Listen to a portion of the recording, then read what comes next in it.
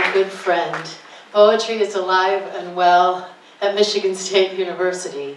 I was privileged to read many poems that were submitted for this contest this year that Annie Bellakating so generously provided for and endowed. It was wonderful to meet you this evening, Annie. Thank you.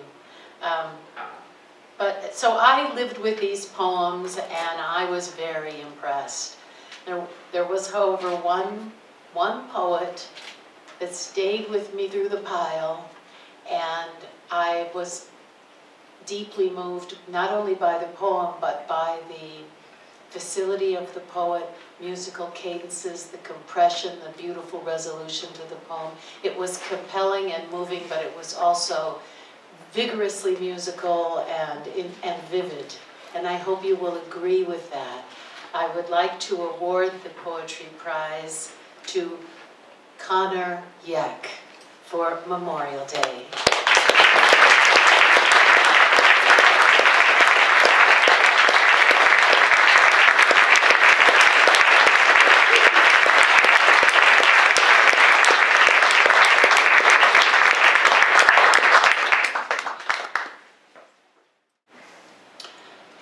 We were washing graves at the edge of June.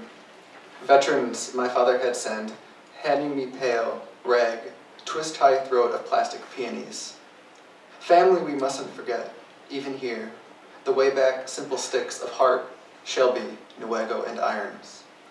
So I go to metaled spigot, swatting gnats and potter wasps, half proud, half angry at a weekend spent with dust-dull acres, stern watch, stone-chipped fields of knotweeds and shagbark. Rubbing slattered bird filth, I rinse those men in granite. Marbled boys who'd seen Bella Wood and St. Quentin, the pined Hurtgenwald, till he calls me restless across the day. It is near time for lunch, he says, and so opens the fish chest. Fried chicken cutlets, sweet rolls, iced necks of soda for the both of us. We eat in silence, crushing chiggers, spotting sun-pricked pillared tombs beyond a bank of hedge.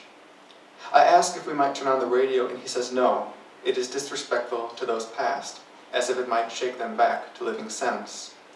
Rather, he tells me of work, though I am young and uncaring, how I can go to the Dow plant like himself, or the Cairn factory if I so wish. It makes me ill to think of fall bowling leagues and company picnics, shouting in the Polish bars, and for a moment I hate him, a thing kept hidden, loose and careful, yet what he must have known, going to the nearby fence line where curled, sun-spry buckwheat had begun to overtake. A farmer's field next door. Brown, green runnels filled with migrant workers. He calls to the nearest and reappear. "Chianta Chiesta?" he asks, so loud and full clumsy. The men hold up sky-burnt fingers. A few creased bills and they are gone off to blue-bent buckets on an endless running turf. I am given the clutch of asparagus, ribbed and gritty, a baton-like thing of morals perhaps. I expect him to say how young they were, working on their knees in gingham aprons, pulling, plucking, proud, how they'd be glad to clean old graves for an afternoon, have something to drink. But instead, he simply says, eat, and I do, tasting loam, wet musk, the raw, keen bite of insecticide, as he tells me Oceana County, despite its meager size, is this, that, crop capital of the entire living world. Thank you.